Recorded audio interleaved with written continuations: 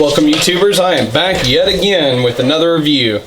So this is the Galaxy S7 Edge. I lied in my last video. I don't have the Galaxy S7, I have the Galaxy S7 Edge. Same difference, just a little bit bigger screen and obviously an Edge.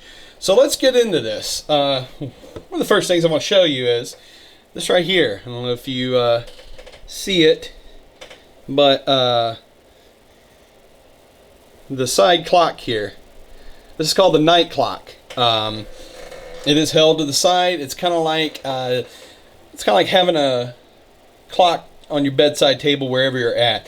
It's faint enough where you can see it, but it not wake you up. One of the bad things about having a bright display, it wakes you up in the middle of the night. So during the day, I have it set to where it is always on display. Which, by the way, if you have it turned over or in your pocket, it does turn off, which is nice. I also have it set automatically from dusk to dawn, from like 9 to 7 for the automatic, for the night clock to automatically switch over. And it switches from always on to the night clock and then back to always on. Another cool thing is if you rub this edge right here, get your notifications here. Hold on. You have to rub it a few times. But see, you get your notifications. Say I got Gmail, I got a voicemail, I got a whole bunch of neat things, or you can get news articles. So definitely really cool about that. So you can get all this without even have to turn your phone on. Now, of course, I got the fingerprint lock, which is nice because I don't have to show you my code, obviously. Galaxy S7 Edge is a really good phone. It's the next step under the Note 7, and I went through the whole Note 7 thing, was not very happy that I had to give it back because I've already filled up 32 gigabytes of internal memory. Most people won't, but I do. I recommend an SD card when you get an Android phone because if you're like me and you take a whole bunch of pictures, you want to have the space. But you pull down here, you got all your notifications that happens. You can clear them all by hitting clear all. Obviously, that'll make your phone run a little bit more efficient. Now, like the iPhone I reviewed on my last review, pull this down and you can hit that blue light filter. I have it now. You can adjust this blue light filter, unlike the iPhone. So I can actually hit here and adjust this blue light filter to any way I wish. I personally like turning it maximum, so again, it doesn't hurt my eyes in the middle of the night. But for the sake of this video, we're going to turn it off. Flashlight. Now, if you press... That's something I forgot to tell you about the iPhone. With the flashlight, and I'll turn this off. With the flashlight on the iPhone, oh, by the way, you can access this from the lock screen. But with the flashlight, you can press and hold.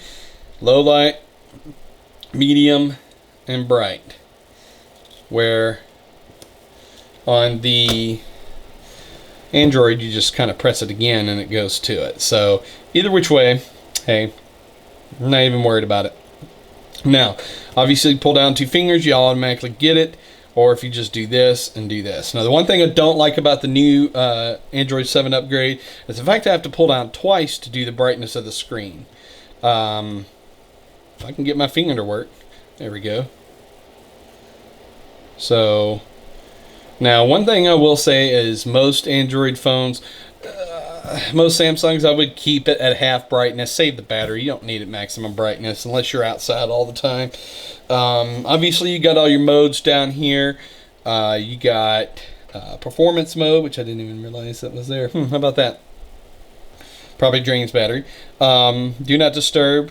Which means all your annoying friends that like to wake you up at 7 o'clock in the friggin' morning, if you're not a morning person, you can turn your phone off to where people can't call you unless it's a dire emergency. Only certain people can call you. Auto rotate, Wi-Fi, obviously, it's all there. Mobile hotspot, Bluetooth. So you got everything just kind of right here, which is nice. You got Samsung Connect. I'm connected to my watch, Galaxy Gear S3, which I have sitting over here. By the way, I reviewed this the first time. The coolest thing about the Galaxy Gear S3, whoopsies, it's magnetic charge. Makes my life so much easier. I'm gonna charge the thing. That's what we'll do during this review. Alright, so Android, you have your apps here.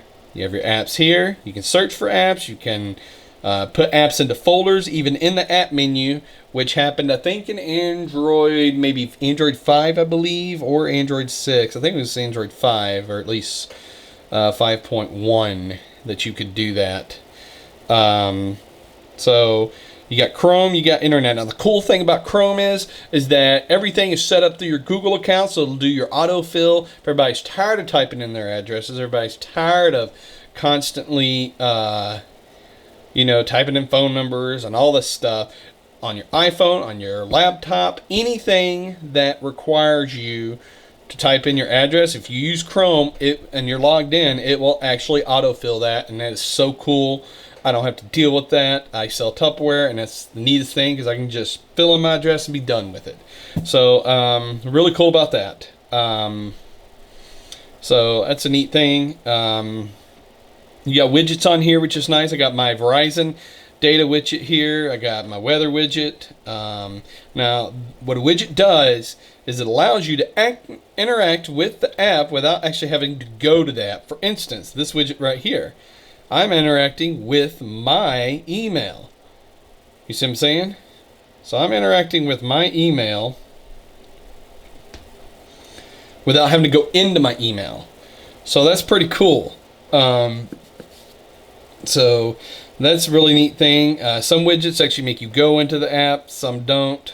Going into the settings are organized pretty nicely here. You can actually have quick settings, so I can edit settings that I go to all the time.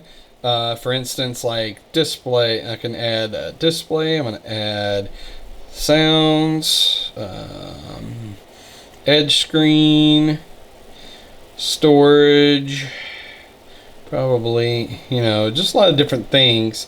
We'll just leave it for that. And then so see, now I can do up to 9 quick settings, which is nice. So I can have 9 different quick settings. That means I don't have to scroll here looking for things back and forth, which can get annoying. Obviously, you can search things. So I'm not even going to go there. I can even view it as a simplified list, which I'm not going to go into. Now, if you wanted to add a widget, obviously you can add up to as many pages as you want, at least so far. Now, to add a widget, you can hit this widget button here, and a lot of different things you can add.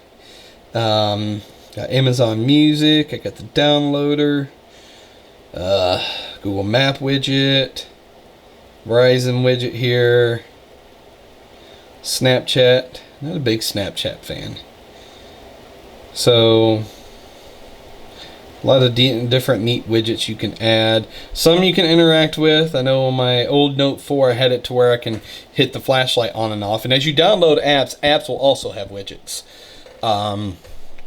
So do keep that in mind. So like for instance, AVG Antivirus, that's an app. Amazon Music, that's an app that also has widgets. So let's, you press and hold, and well, I'm going to put this here. Now, some widgets I can move how I want, but see, I can sit here and maybe that wasn't the best one, but anyways, to remove it, obviously do that. So yeah, another cool thing, press and hold. Now, first of all, this whole briefing thing, it's like a magazine, news magazine. You can turn it on or off. I leave it off because it slows the phone down. When you flip over, it takes a second to load everything before you can flip back, so it gets annoying. Some people actually want to keep up with the news. I'm not one of those people. The news is too depressing for me, so whatever. I keep it off, but it's a nice thing to have. But the coolest thing on this phone is most of your older Android phones could only do 4x4. You see, where you could only have 16 apps per page. This one sets it to where you can do 4x5, or my favorite, 5x5, to give you more room per page so you don't have to have that many pages. I like to have a lot of apps on my page. I don't care about not having the apps. So that's another thing. You can also do a theme. A lot of different themes you can get. So you can do a space theme. You can do whatever you want.